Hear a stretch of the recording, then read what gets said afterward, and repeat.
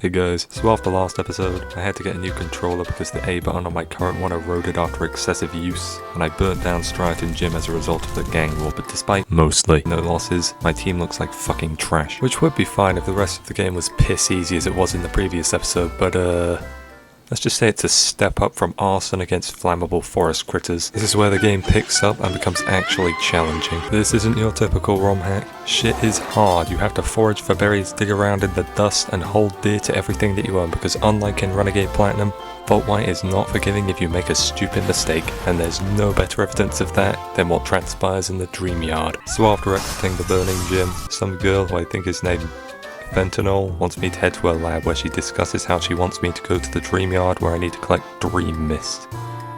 Man, people are getting more and more creative with drug names these days. With my newly acquired foraging license I got from beating the gym, I cut down a tree blocking my path before meeting up with Bianca, who has also arrived in search of this drug. She isn't trying to fight me for it this time. I believe that there's at least enough to share, so we set out hoping to find it together. Not 2 seconds into looking, we find some fetus left suspended in the air.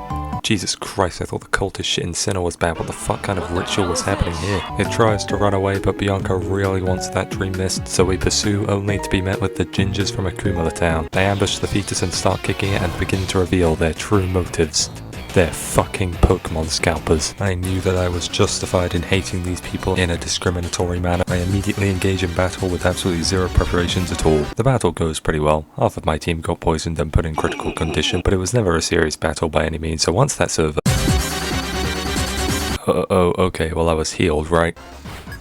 Oh fuck. I start by launching attacks at Coughing, but he switches out into Cacnea, who is immune to the water gun thanks to Water Absorb. My only option now is to pray that Cacnea uses a weak grass type move as I switch into DK2. He opts to go for growth, meaning that I can outspeed and hit a flame burst, whilst Poison Chip reduces me to just 3 HP. Coughing returns, so I have to switch back into Swash who can avoid being poisoned by the following Smog before taking out Coughing with a water gun. This just leaves Grimer, who I nail with a crit for just over half health, as Mudslap puts me in the range of a Torrent boost while also lowering my accuracy, meaning that the fate of Swash is determined by whether this following water gun misses or not.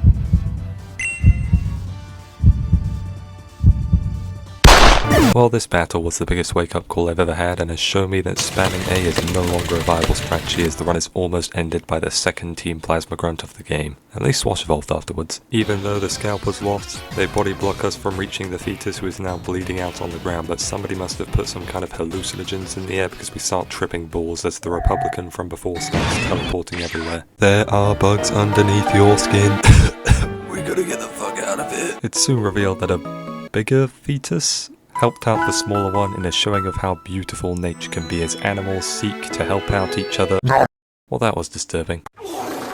And hey, it dropped the Dream Mist. Fentanyl shows up to collect it, and at that point, why ever get me to find it in the first place? She then splits the amount with Bianca before we make our way back to Fentanyl's home. And it's here where she gives me the C-Gear, an amazing device that you can use to access the internet, contact your friends, enter the dream world that nobody used. And this is just more spyware, isn't it? I head back to the Dreamyard to do what I was initially there to do, which is catch a Pokemon, and I wanted to find the 70% chance of an Ordino from Shaking Grass in order to guarantee good encounters later on, but end up finding a Cleffa, which isn't ideal, but good enough. We finally end up leaving Striaton and head out for Nakreen City, which is supposed to be just a short way away. Along the way, however, Cheren shows up and starts talking about something Smog on something competitively viable before challenging me to a rematch.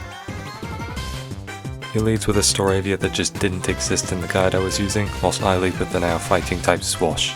A Razor Shell barely doesn't kill as he sets up a double team, and this allows Staravia to hit a quick attack on the next turn while avoiding a Karate Chop. We're able to get a kill on the next turn, however, as Snivy takes the field, where I aim to repeat what happened in the last fight, but Snivy somehow survives a Flame Burst, and now there's no telling what he'll do to decimate DK2.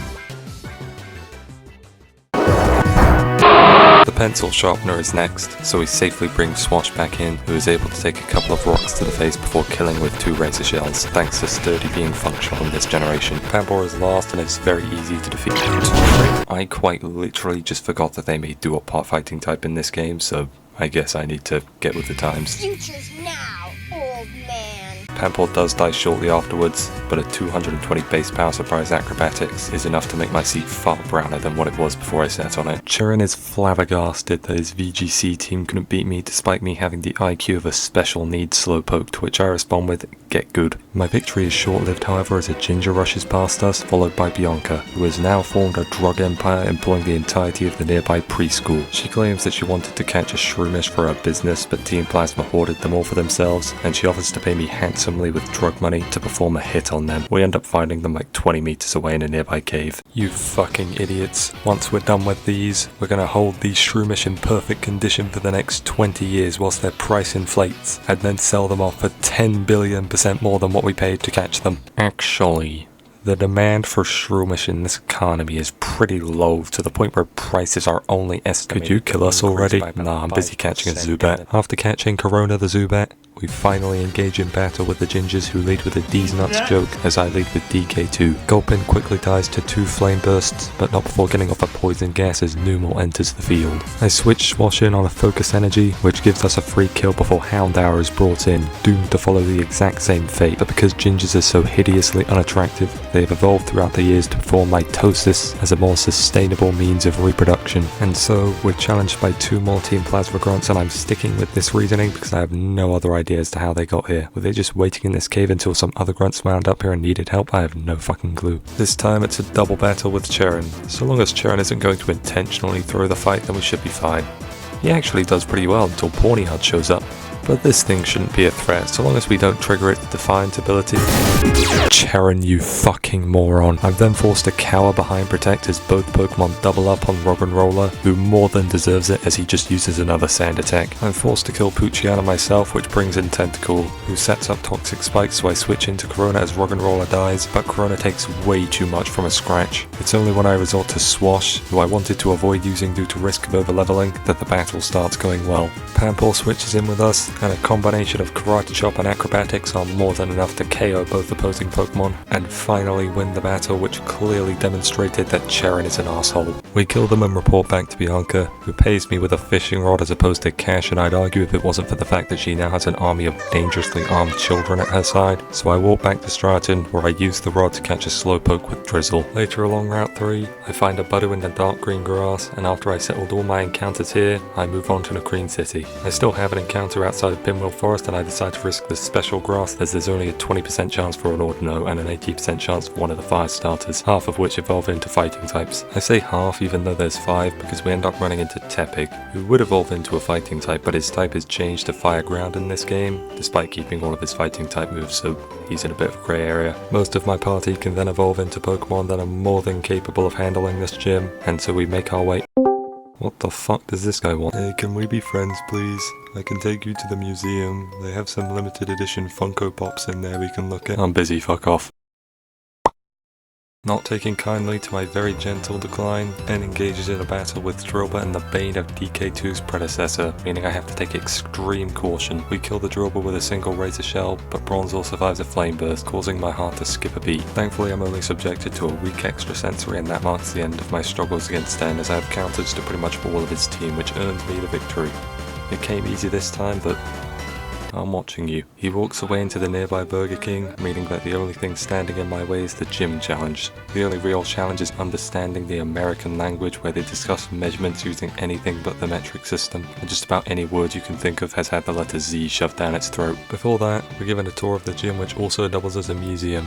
We're shown a variety of ancient objects, such as this funny boulder which just loves to whisper unholy incantations whenever you get close to it. Our team is completely unprepared for this gym, however, as we lack any meaningful items, and the only way to get items this early on is to use Thief acquired from the cave we were in previously to steal from our Pokemon. So we walk alone into the woods to find berries. We're getting close. See if this look familiar to you guys? Oh yeah. Take the steps. Buck, watch our back. I got you, I got you. Oh! Dang! We could use some help over here at the Red Shed. No. All right, we're on our way. Listen. Right there. Hear it? Oh! We're moving right straight out ahead. We're hearing stuff all around us. Oh! What the hell was that? Cool! Oh! Stay ready, guys. Stay ready. Watch your back, Willie. Watch your back, dude. Guys, we're getting surrounded. Up there it is. Buy me time, guys. Buy me time. I don't know how much more time we can buy you, buddy. What is this? Yeah. I got something! Oh, right down there. What's that?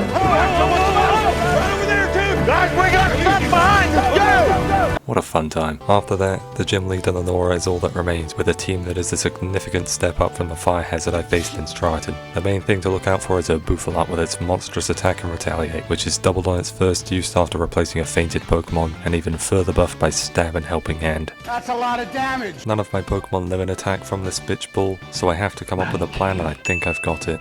The battle begins with a double Intimidate from Herdier and Statler, whilst I lead Bloomer on Starbit. I then switch out Starbit into the newly evolved Scott as Herdier cheers on his teammate, who has just been rendered a corpse by Magical Leaf. This immediately brings in Buffalant, and so I'm forced to switch into Chris P, who is holding a Chillin Berry in order to tank or retaliate, while Scott is rendered immune through using Detect. Buffalant attempts to KO Scott, so he just wastes his strongest attack while we haven't taken a tick of damage. I decide to switch Scott out into Starbit, while I try to set up a Flame Charge, only to be fucked over by both Rock Tomb and Charm. I'm forced to switch Scott back in, as a Helping Hand boosted Retaliate does just about half the Starbit before he can cripple Buffalat with a Charm of Zone. Buffalat moves last by using Revenge this turn, so I'm safe to launch yet another Charm whilst dealing decent damage with Scott.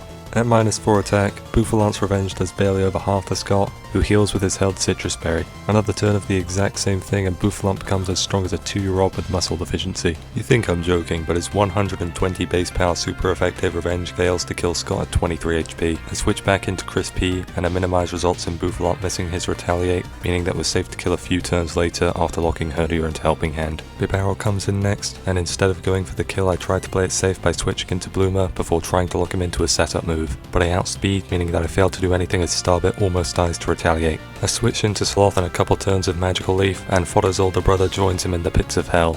At this point, we've gotten rid of all major threats on Lenora's team as Fura enters the field. We're able to switch into Chris B before killing with a Magical Leaf, and now we're down to Lenora's final 2 Pokemon. I definitely should have switched here, as Retaliate would have killed Bloomer with a crit, but we're able to fist Watchog to death before killing Airbud on the next turn, winning us the gym fight completely deathless, which after looking at all the crits I avoided, I did not deserve. Well, that was certainly a more eventful part 2.